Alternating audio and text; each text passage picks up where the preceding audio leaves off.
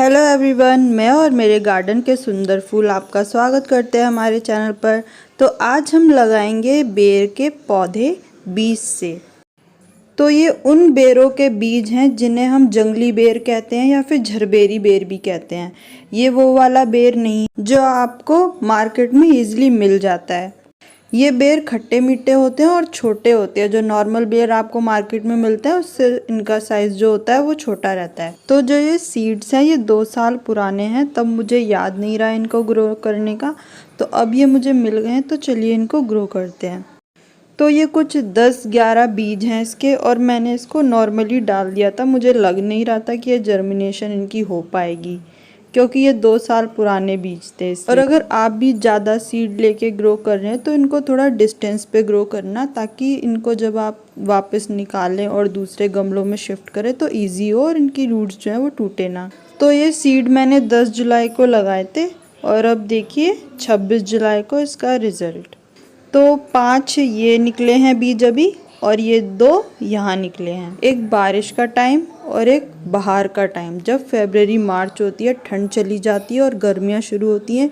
ये 2 मौसम पौधों के लिए बहुत अच्छे होते हैं। इसमें आप प्रूनिंग करिए, कटिंग लगाइए, सीड लगाइए, कुछ भी करिए, पौधों पे आपको 100% रिजल्ट दिखेगा।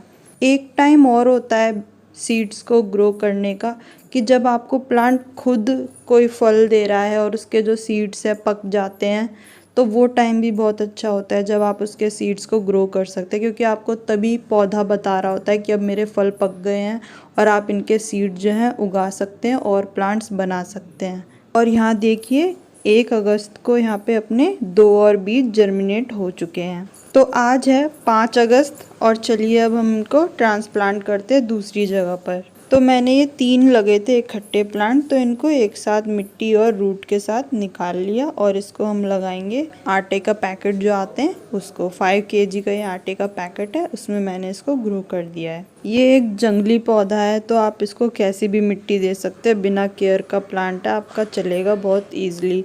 बट फिर भी मैं अपनी जो मिट्टी तैयार रखती हूँ वो है मेरी गोबर खाद मिक्स होती है और पत्तों की खाद मिक्स होती है, वही मिट्टी में मैंने इसको ग्रो किया है। ऐसे अगर आप भी पैकेट्स को यूज़ करके उसमें प्लांट ग्रो करना चाहते हैं तो हमेशा याद रखिए उसके नीचे होल कर दें, ताकि जो एक्सेस वाटर है वो निकल जाए। पानी ठहरे ना, ठहरेगा पानी तो वो रूट्स को आपको ख़राब कर देगा और प्लांट आपका धीरे धीरे मर जाएगा। और एक उसमें से निकाल के मैंने ऐसे ऑयल के कैन में लगा दिया।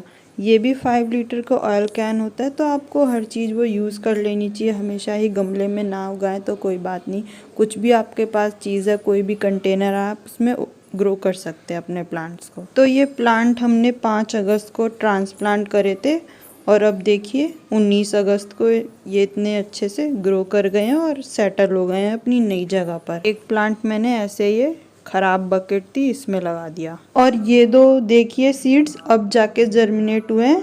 तो ये अब हमारे पूरे प्लांट हो गए। 9 सीड हमारे जर्मिनेट हुए हैं आउट ऑफ 11।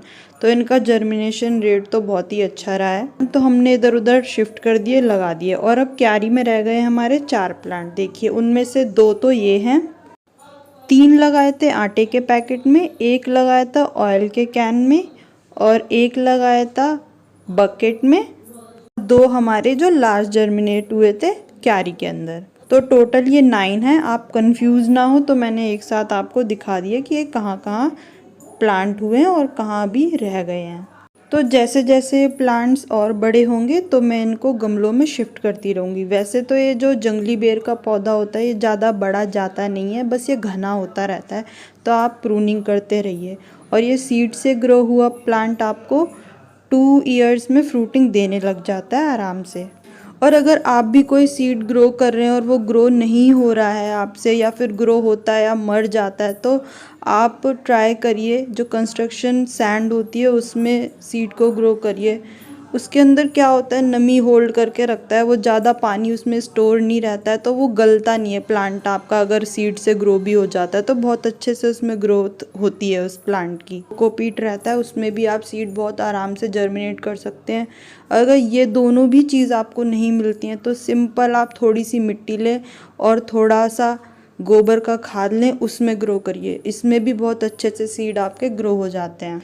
आप दो तरह से कोई भी सीड को ग्रो कर सकते हैं। एक तरीका ये कि आप उंगली से 1 इंच तक गड्ढा करें और उसमें सीड को डाल दें और फिर ऊपर से हल्के हाथों से मिट्टी डाल दें, और दूसरा कि मिट्टी पे उनको रख दिया बस और एक लेयर उसके ऊपर से मिट्टी की डाल दी, और पानी की हमेशा हल्की हल्की बौछार ऊपर रखें ताकि मिट्टी ऊपर की गीली बनी ना, नमी रहे उसमें, और हमारे लगाए हुए सीड्स अपनी जगह से हिले नहीं। को थोड़ा सा टेम्परेचर ऐसा रहे कि हल्की सी धूप भी रहे, हल्की सी छाया भी रहे।